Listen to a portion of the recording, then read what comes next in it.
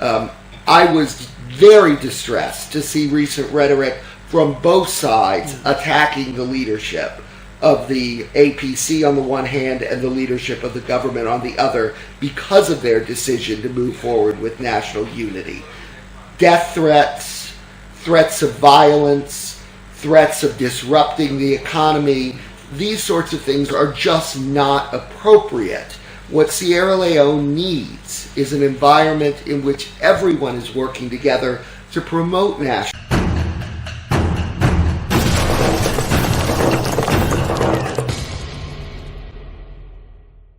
Today, we get the U.S. Ambassador, Brian David Hunt. We can give updates about the Millennium Challenge Corporation, MCC, and other governance issues. Them.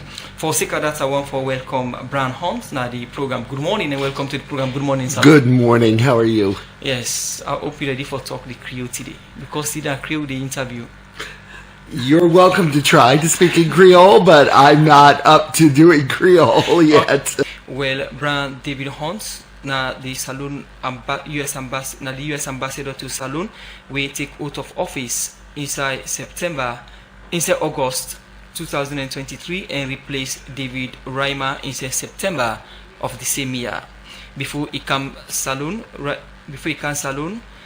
if we don't get appointments for work in different sectors, then within and outside the U.S. and we don't serve a senior foreign policy advisor to the U.S. Transportation Command inside 2022 and same way so work as office director for South Sudan and Sudan now the U.S. Department of State Bureau for African Affairs from August 2019 to July 2022 and don't serve as Deputy Assistant Secretary of State for Africa and the Sudans.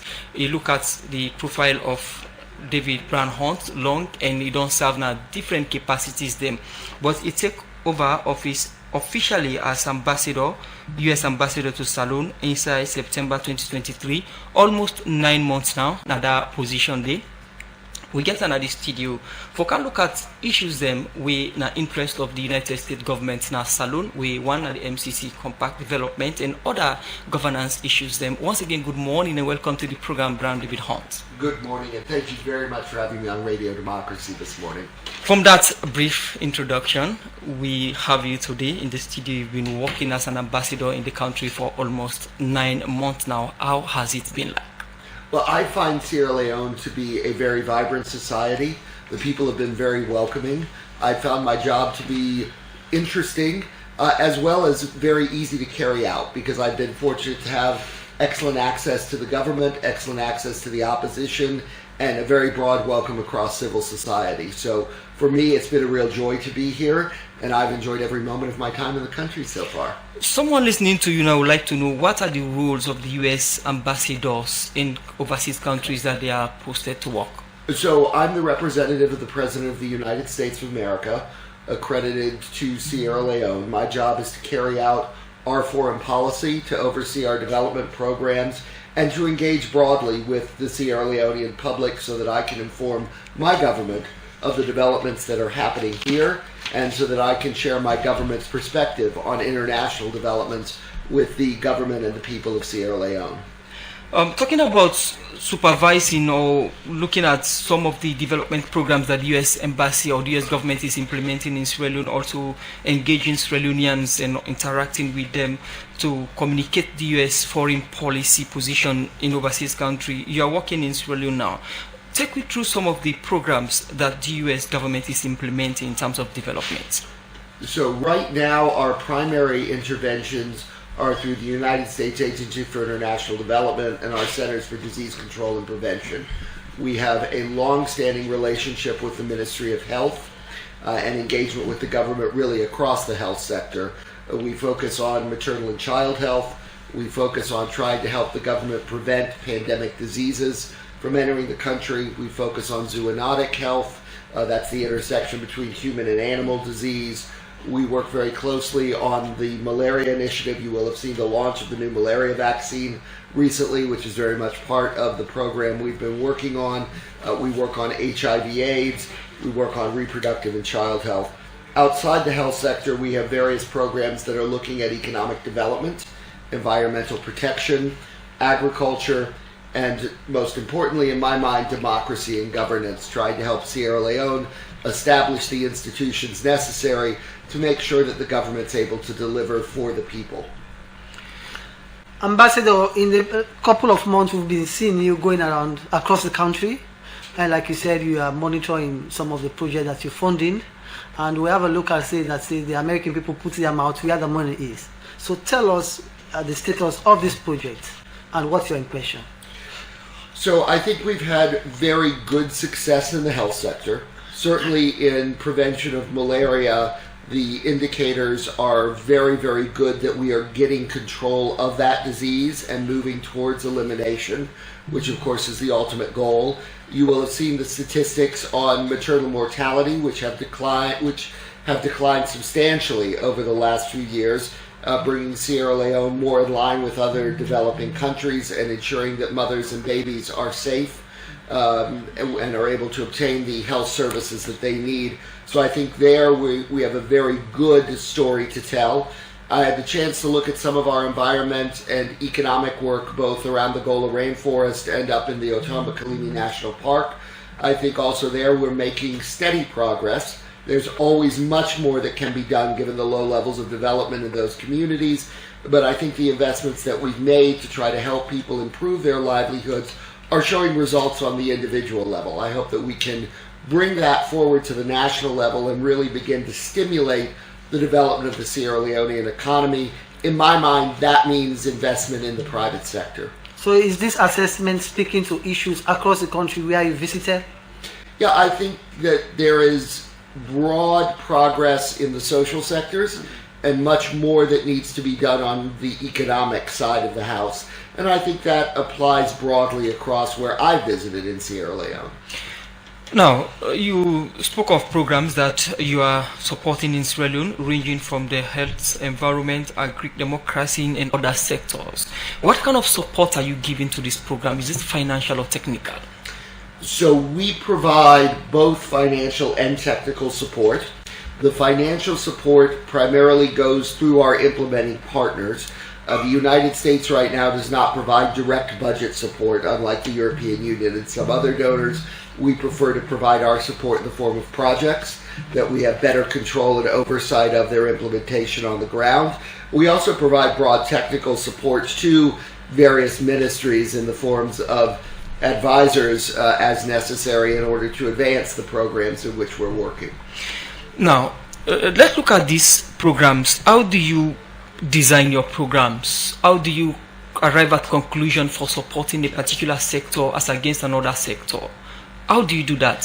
So design of a program generally takes about a year and a half in the U.S. government context. And that will involve multiple missions of experts coming out to Sierra Leone to talk with the government, to talk with the private sector, to talk with communities, to talk with civil society organizations, to understand the needs and to try to craft the interventions that we would hope our implementing partners are ultimately able to develop. In terms of choosing those specific interventions, we try to follow very much the data. So we look at the data in the health sector, we look at what interventions are necessary to raise the indicators, and then we follow where that data leads us in terms of the interventions. And those interventions are not necessarily the same in Freetown as they are in Kono, because they're very different contexts, very different communities, so we try to tailor our interventions in that way. In choosing whether to intervene in health versus education or health versus agriculture, we're guided by the National Development Strategy that the government of Sierra Leone puts out first and foremost. We then look at what other donors are doing, and we try to make sure that what the U.S. government is contributing is something that we are uniquely positioned to do, where we are the best positioned donor to act in that space. Historically in Sierra Leone, as I've said, that's been in the health sector because that's where we've been invested over a long period of time. You've been investing in the health sector for over a very long period of time, and you said you are informed by the data. What are the data telling you about health in Sierra Leone? Is it okay, or you need more investment in the health sector? Oh, we need much more investment in the health sector. What are the areas that need improvement? So I think first and foremost, we have to continue to build out the community health network. so that Sierra Leoneans are able to obtain services, quality services, in their communities, and that those services meet the government standards for free delivery of health services across the country. There remain real challenges on the logistics side with getting medicines where they need to be at the time they need to be there. There remain, as I think everyone knows, real challenges with employing the number and quality of staff that are needed to run community health facilities, particularly in rural areas. And of course, while indicators are better on maternal and child health, malaria, other pandemic diseases, there's still a great deal of work that needs to be done in order to get to eliminating malaria, eliminating HIV/AIDS, ensuring that every mother and child is able to have a safe and healthy birth. And these are the ultimate goals. Of course, that's going to require more time, more money, more intervention by both the United States government and by the government of Sierra Leone. So like you said, you supporting the government through projects that you fund as a country. Is it that you don't want to overburden the government by directly giving these funds, or you think you can better do it through your project? So we have found in contexts like Sierra Leone that we have to be very careful how much we try to place upon the host government. We all know that the infrastructure here is still very much under development. The human capacity still needs time to grow and develop. We're also acutely aware that the World Bank, the IMF, the European Union, other donors do go through the budget support mechanism, so tossing ours on top of theirs is probably more than what the government can realistically manage through its systems. At the end of the day, we would love to get to a point where we have full confidence in the ability of the Sierra Leonean government to manage budget support from the United States, but there are still many, many steps that would need to be achieved in order for us to get to that place. You mentioned earlier that you've invested a lot in the health sector, and you said there is a lot that needed to be done in the health sector for improvement. What do you think is the missing link with the host of investment that you said you've done in the health sector? So I think it's several things. I think one, some of this simply takes time. Building from the very low base that we were starting with at independence, and then post-Civil War having to start again, post-Ebola in some ways having to start again. It's going to take time to get the indicators that we would want to see across the sector. Secondly, I think it's convincing Sierra Leoneans working in the health sector that they want to work in rural communities. Convincing nurses, doctors, medical technicians that they want to leave Freetown and go out to a rural village in Kailao district or Pujan district is very difficult, and we all understand that. The standard of living is not the same when one goes outside of Freetown. So creating the incentive packages that encourage people to make those decisions to go and serve their country at the community level, I think, is something we all need to continue to focus on. And then third, the infrastructure. We all know there are problems with running water. We all know there are problems with electricity, and that impacts the health sector, because at the end of the day, you need those basic infrastructure services to be able to deliver health to the population. Host of programs that you are implementing in Sierra Leone, how do you do them? Is it directly by the United States agencies, or you do it through government? So we usually work through implementing partners, which are generally either UN agencies or non-governmental organizations. The United States Agency for International Development does not usually implement their projects directly with their own staff.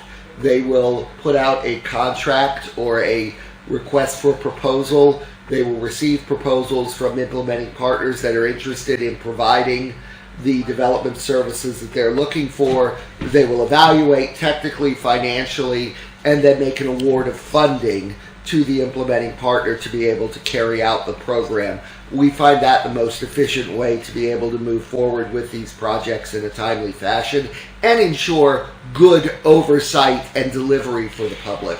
They normally say a man best servant is himself. Instead of you implementing these programs through UN agencies or non-governmental organizations, why not with the government directly? Well, what we have found, as I've said, is that the government capacity, both on the human side and on the financial management side, still remains comparatively low. And we don't wish to overburden those systems by throwing more money to the government that it then has to manage directly through projects. There are times where we certainly work with government agencies, work alongside government agencies, but generally we have found that it is better for us to carry out the projects directly through implementing partners to complement the government's efforts. These assessments, is it what you did for yourself or what government told you that they don't have the capacity? How do you arrive at that conclusion to say government doesn't have the human capacity to implement some of the programs? So USAID makes these decisions after consultation with a range of stakeholders, including the government. We certainly talk with government ministries about what their capacities are, what they can and cannot manage. We also talk to those outside of government about their perception of what the government capacity is. We talk to other donors, we talk to UN agencies, so we try to make sure when we're making these decisions that it is based, again, upon the data that's available. Saloon gets the peak Saloon for CKD's compact inside 2022, and the compact development been done, they continue before the 2023 election result come, and US government will take position for stop this compact first. So the government do certain things them. With certain things there also, and offer the compact development, the US ambassador, the program. From that background that I've given on the MCC compact, where Sierra Leone got selected in 2022, and the compact development was going on before the 2023 elections. After the result, the US government announced that the compact development will be paused until certain things are done. For listeners and viewers of Radio Democracy, what is the status of the MCC compacts?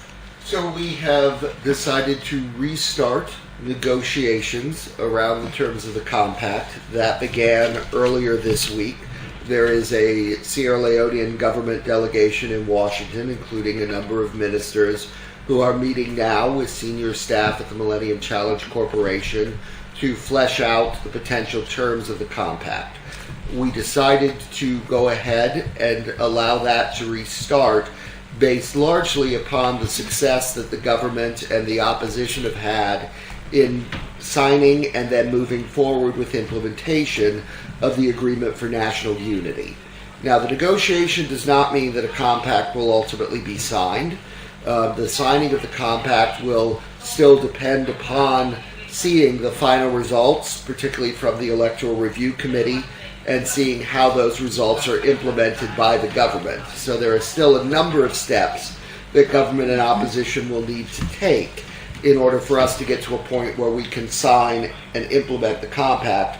But we have restarted the negotiations that, as you say, were paused after the problems surrounding the 2023 elections. You paused the compact development and negotiation has restarted again. Are we saying the compact, Sierra Leone has almost completed the compact before the 2023 elections results jeopardized everything? Now the negotiation has restarted again. Is Sierra Leone going to start all over in the compact development, or going to start from where it was paused? So we started from where it was paused. Now, there's still a lot of work that has to be done to update because things in the energy sector have changed in the intervening year, as we all know. But we did start from where we had stopped. We're still using the same baseline projects that had been discussed prior to the pause. But there are going to need to be adjustments that are made based upon the new realities in the country. So you said there has been some improvements, and maybe that has made you to reconsider the negotiations or the meetings for the restart of the MCC. When you said some improvement, let's look at the Election Review Committee, for example, that was a prerequisite for this MCC compact for Sierra Leone. There has been a lot of speculations, from the opposition and even the ruling that, certain things are serving as an impediment to those committees, to those meetings, so that things are moved in the right directions. And you've been quite vociferous around those issues. What are some of these progress that that you've identified? So I think in terms of progress, first and foremost, we signed the Agreement for National Unity. That in and of itself, when I arrived in September, seemed to be an impossibility. So the fact the two sides were able to come together and even get that signed was a major achievement. Beyond that, they then went ahead and did what they were supposed to do and established the Electoral Review Committee, which is, again, a significant step forward and one that I think many people thought was never going to happen. They established the inter-party dialogue, which has met several times. Again, people thought was never going to happen. They've reestablished a regular dialogue between the SLPP and the APC. Again, something I think many of us thought we would never see in our lifetime. So we're making the progress that needs to be made. They've also come to agreement on how they're going to move forward with addressing the cases that the government and the opposition have cited related to political detentions, related to court cases against political figures. So I think we're making progress. We are still a long way from being to a point where we could say we've concluded everything under the Agreement for National Unity. You mentioned roadblocks. I'd cite a few. First and foremost, all government agencies need to cooperate fully with the committee. The President has been very clear that it is his desire to see the Electoral Review Committee produce a full and comprehensive report. He has been very clear that he expects cooperation from all government agencies, both those that are directly under the control of the executive and those that function independently. So I think it's very important that when the ERC makes a request, and that's a joint request from both government and opposition members for documents, for access to personnel, that those requests be honored. It's essential for their work. Secondly, we have to take down the rhetoric. I was very distressed to see recent rhetoric from both sides attacking the leadership of the APC on the one hand and the leadership of the government on the other because of their decision to move forward with national unity. Death threats, threats of violence, threats of disrupting the economy, these sorts of things are just not appropriate.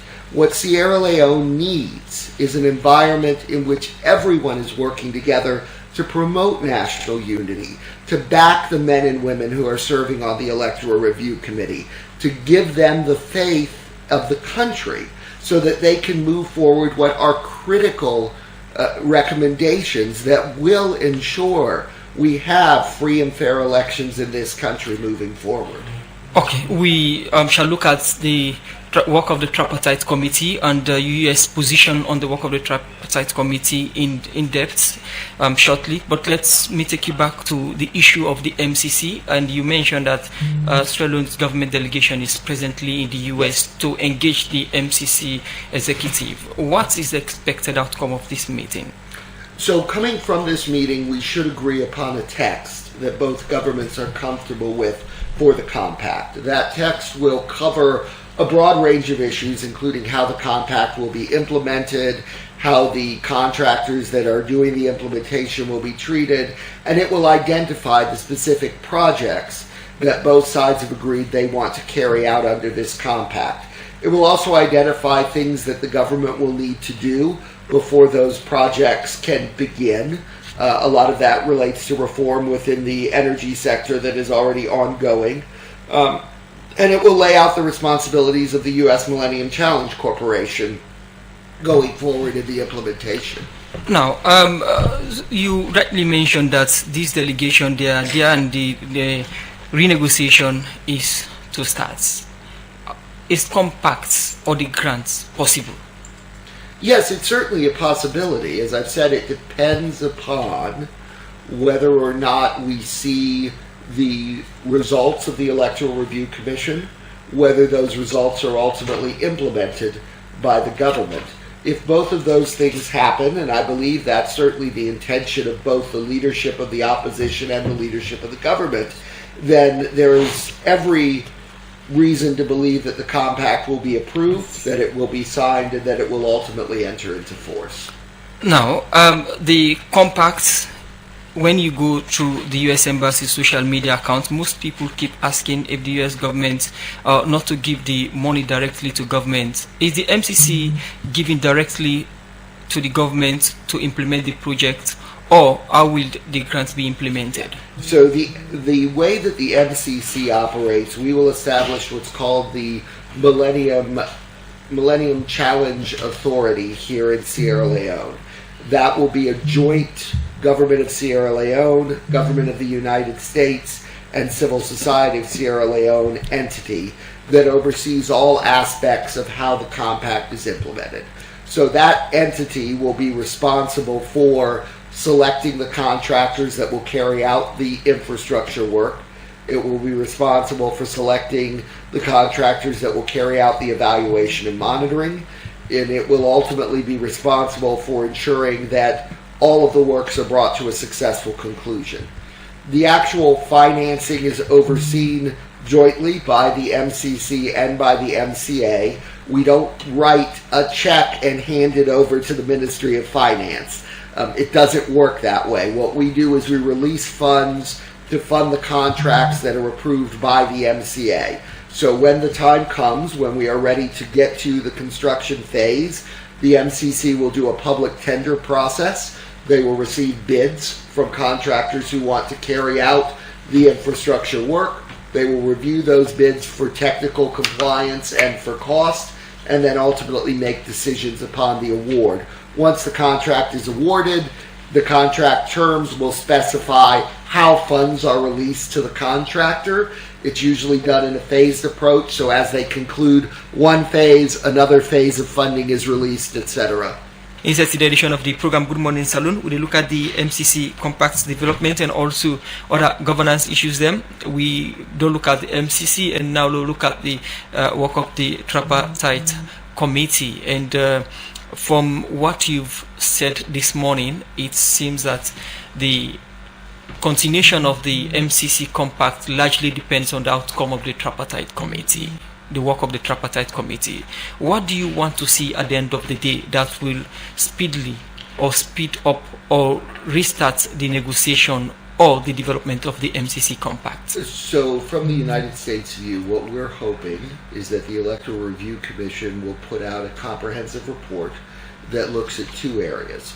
First, legislative and constitutional changes that are necessary to ensure that the various deficiencies that were identified in the 2023 elections, the 2018 elections, the 2012 elections do not repeat themselves.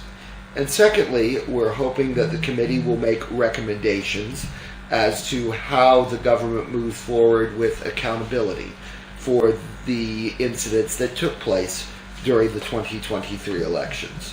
So assuming we see a report that addresses those two issues, and that the government then moves forward with implementing the recommendations from that report, which of course will involve the full parliamentary opposition as well, then we will be in a very good place to move forward with signing the MCC Compact. The US, through the USAID, funded implementation of the Electoral Reform Committee, and June they are wrapping up. What is your impression so far with the work of the committee? So the committee members have taken their work very seriously. I've had the opportunity to meet with them individually and as groups at various points during the process. Every one of them is committed to doing the right thing for this country. They may have disagreements as to the exact specifics of what legislation should say, but I am convinced we have a group of men and women on that committee who are true patriots, who want to do what's right for Sierra Leone, who want to do what's right for the long-term development of this country's democratic institutions. I think they've done a very good job at setting aside partisanship, of putting country ahead of political party, and of looking at what's really going to be best for the Sierra Leonean people. So I am quite confident that with the support they're receiving, not just from USAID, but from a range of international donors and technical agencies, they will be well positioned to provide a solid report to His Excellency the President. Just last week, the Tripartite Committee team members, including the 2023 flag bearer for the opposition, Dr. Samuel Kama, and also the co-chair for the opposition, Dr. Kaifala Mara, were to meet with the President, but due to certain reasons they did not meet. They have been updating different sectors. They were to update the President. You funded the Tripartite Committee's work. Have they updated you or briefed you about what they've done so far?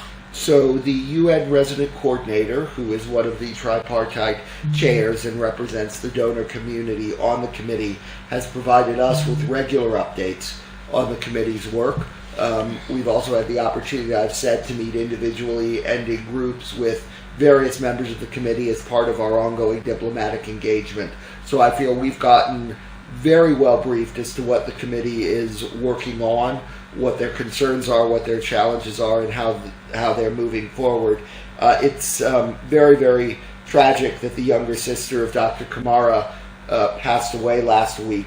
And my condolences to him and his family. And that, of course, delayed necessarily the meeting with the President of the Republic. My hope is that will be rescheduled once the mourning period for Dr. Kamara's sister has passed, and we'll be able to see the President of the Republic get a direct briefing from members of the committee on their work.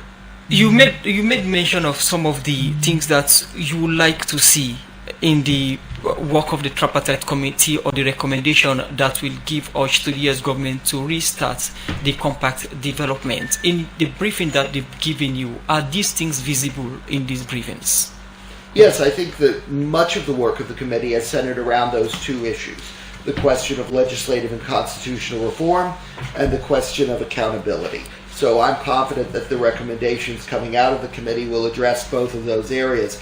I want to be very clear that the United States is not taking a position as to what the solution should be. Those are for Sierra Leoneans to decide. The committee needs to make those recommendations. They need to make them in a Sierra Leonean context. And we're not saying that any specific change needs to be included there. What we're going to be looking at is the totality of the report and hopefully see it address those two sides of the coin. So as you said, the outcome of these tripartite recommendations, all the meetings largely depend on the MCC grant, availability to Sierra Leone. At this point, are you totally satisfied? Well, I haven't seen the final report yet, so until I see the final report and its implementation, I can't say that I'm going to be totally satisfied. With what is going on presently, the meetings, the bottlenecks. Yeah, I'm very optimistic. And the reason I'm very optimistic is that the leadership of both the government and the opposition have been very clear that they want to see this be a successful exercise. Both Dr. Kamara and His Excellency the President have stated repeatedly that they believe electoral reform is critical for the future of this country. Both of them have been equally clear that they believe national unity is critical for the future of this country. So with leadership like that have already taken what I think are very politically courageous steps to work together, I'm confident that we're going to see the results that we need coming out of the Electoral Review Committee. Concerns are largely most times from the opposition. What have they been telling the U.S. Embassy with regards to the work of the Tripartite Committee? So I know that the opposition's concerns are very much covered in media. I will say that I have heard concerns expressed by the government as well about how progress has gone. I think the primary set of concerns that both sides have, and it's a concern of members of both sides, is that, one, they're not always receiving the cooperation they need from the full range of government agencies, and two, that there are still individuals out there on both sides of the aisle who are issuing threats against the committee, against the leadership of the two parties, against the entirety of the national unity process. And that needs to stop. It's fine to disagree with whether and how we should move forward in Sierra Leone. It's not okay to put out threats against individuals. This seems to be a concern to you. You've made mention of it twice. And do you in any way identify any set of people that are behind these threats? So obviously that's a question for Sierra Leonean law enforcement to look into. I don't have the technical capacity to go into individual Twitter accounts and determine who the users are or who's putting them out there. But I will say that I have heard from leadership of both political parties their very grave concern about this, which is why I'm concerned about it. Does these threats in any way have any impact on the outcome, or would have any impact on the outcome of the Tripartite Committee's work? As I've said, I think we have very courageous men and women working on the Electoral Review Committee. I've not seen any indication that any of them are going to allow themselves to be threatened out of moving forward with their constitutional responsibilities. So I have every confidence they'll continue their work. But this environment is very dangerous for Sierra Leone as a whole. We are going for a short break, but quickly, when you talk to the opposition or you talk to the ruling, they have their different positions on the work of the Tripartite Committee. For some, there would be a rerun of the election. Is that in any way possible? So, one, the rerun of the election is something that has come up multiple times from multiple quarters in the media. The scope of work that was laid out for the Electoral Review Committee, both in the Agreement for National Unity and in the Constitution of the Committee by the President, makes no mention of a rerun of the elections. And I think it doesn't do so for a couple of reasons. First, the time frame in which the electoral results could be challenged in court has long expired. The opposition made a decision to pursue other means to resolve their disputes than through a court challenge. Under Sierra Leonean law, as I understand it, a court challenge is the only way that we could look at invalidation of the electoral results. And as I say, under your law, there are specific time frames under which that has to be undertaken, which have expired. So I don't think that that is a realistic scenario to talk about.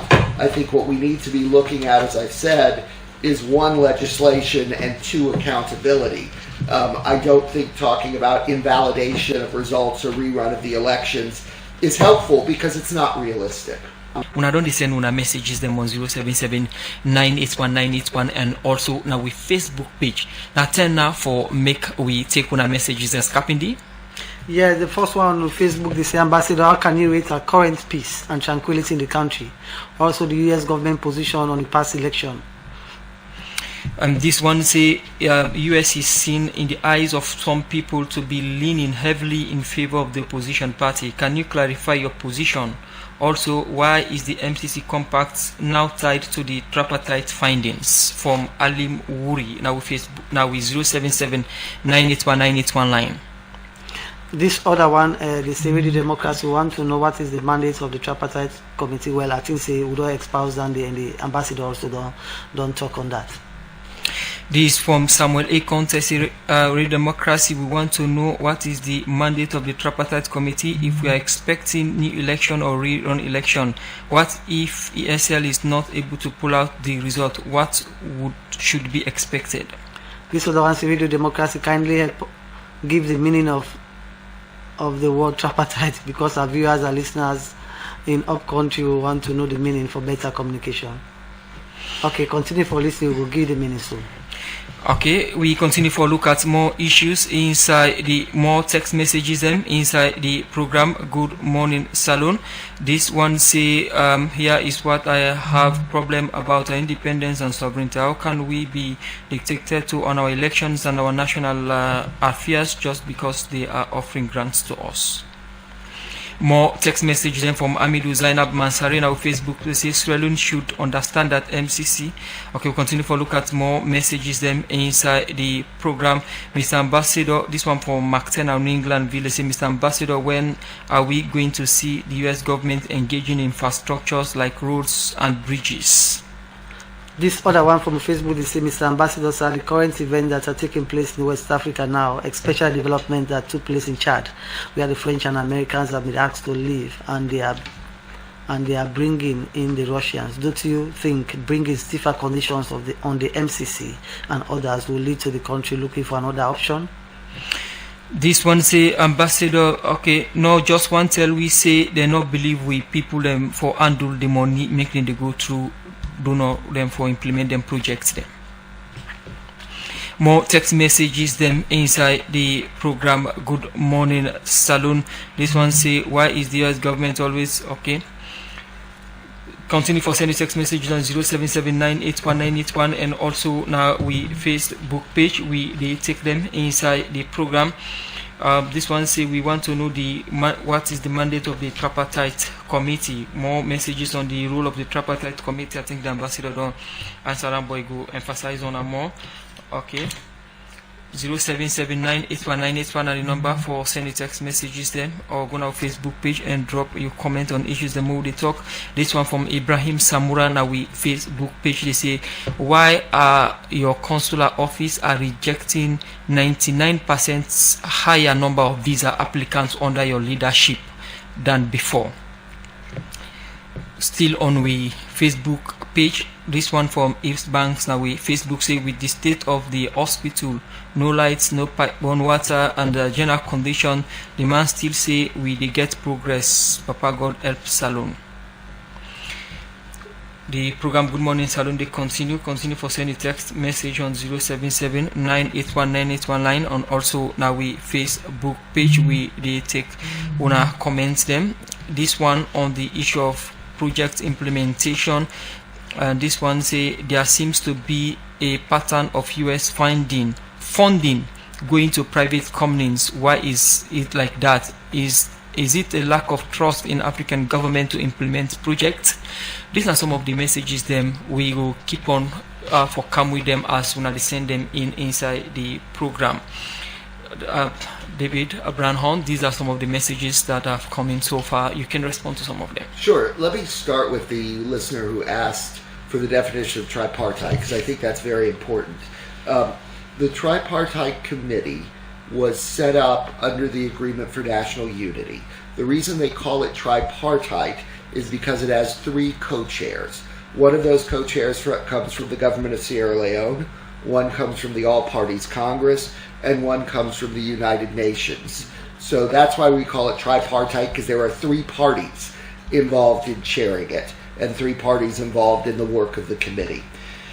In terms of what is the committee's mandate, I think the committee's mandate was to review all of Sierra Leone's elections since she became a multi-party democracy, and to determine what reforms were necessary to address the repeated deficiencies in the electoral system that have been identified by a range of domestic and international observers over time, and that are of concern to both the government and the opposition.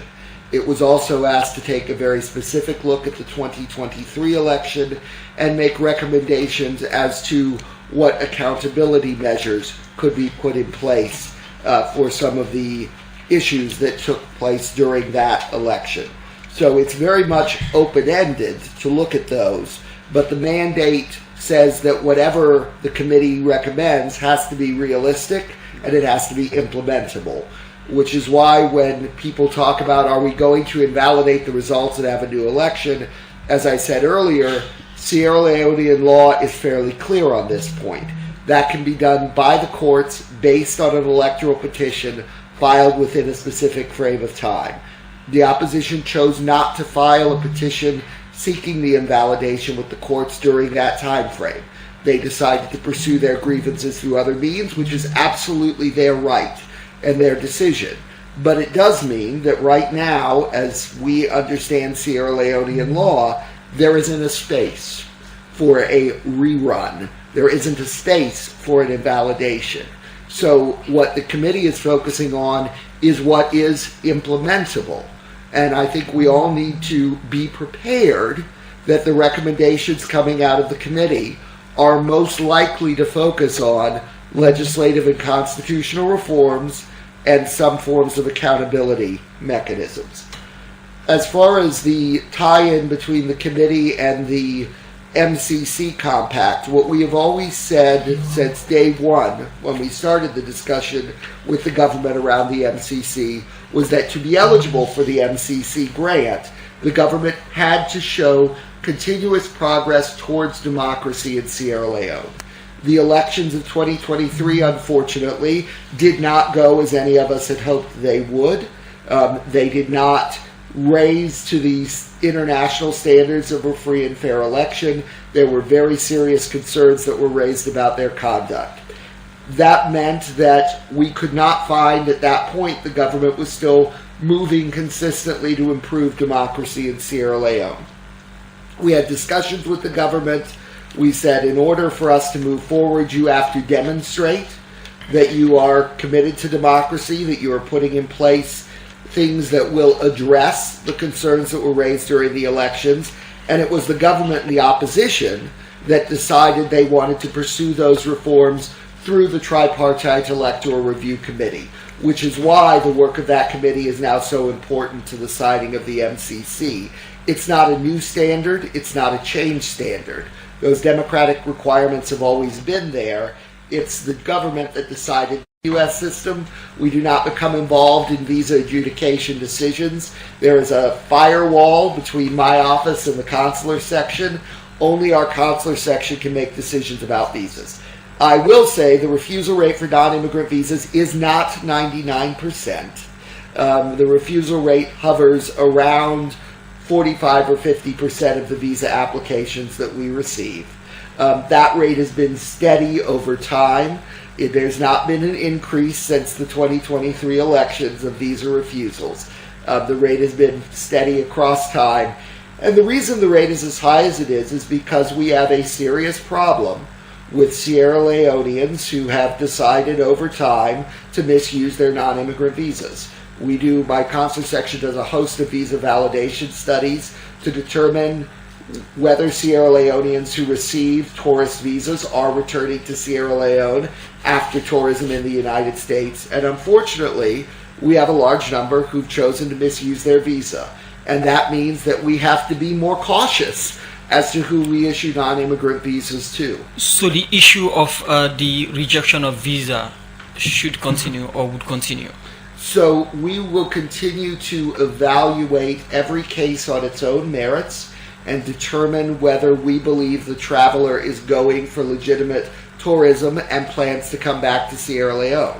But every time a traveler chooses to misuse their visa, it makes it that much harder for the next person to prove that they're intending to come back. Is it a new standard set at the immigrations or the consular department, I beg your pardon, to refuse visas based on your findings?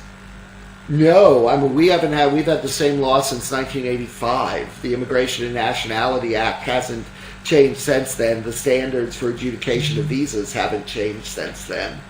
Round up with the ambassador now the program, but quick messages now. Facebook page, this one, Mohammed Tarawali, please must ask the ambassador that if the tripartite investigation find out that the election was rigged and they recommend that there should be a rerun, and this one they say please let the ambassador talk on the issue of the proxy they stood for CLIN. With those two messages, you can run up with them quickly. Yeah, sure. I think I've said my views on the rerun. I think the block to anything like that would be Sierra Leone's law. Sierra Leone's law is relatively clear on how electoral disputes are handled, and we're well outside the time frame where that law would allow for such a rerun to take place. The committee can certainly recommend any number of things, but I think we need to focus on what is most likely to be contained in that report. And I think it is very unlikely that the committee would recommend something that could not be implemented under Sierra Leone law.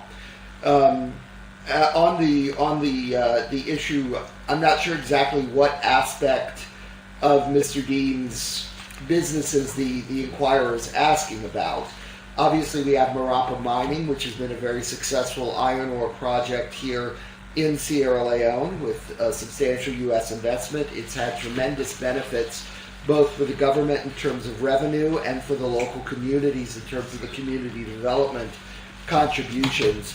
I'd say that project is going quite well. We look forward to phase 2 coming online, and I think it really does represent the very best possible collaboration in the mining sector between communities and a very, very credible international investor. I know that Mr. Dean has made a bid on the Australian Stock Exchange to purchase the majority shareholding in Sierra Rutile through one of his other holding companies, different than the one that is involved in the Marapa Mines operations.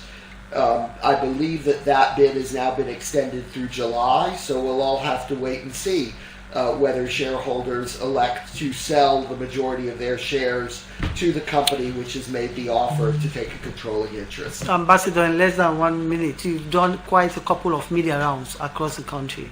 Is this a new strategy for you to accentuate the wishes and aspirations of the American people to Sierra Leoneans? Yeah, I think it's very important that ambassadors engage with the media and that we are visible and that the Sierra Leonean people hear directly from us about the views of our respective countries. So I hope to continue to engage with media outlets across Sierra Leone during my tenure. The work of the Tripartite Committee is wrapping up in June this year, and after that, when are we seeing the kickstart of the compacts negotiation again? Yeah, so we'll hopefully see a result from the Tripartite Committee on June 18th.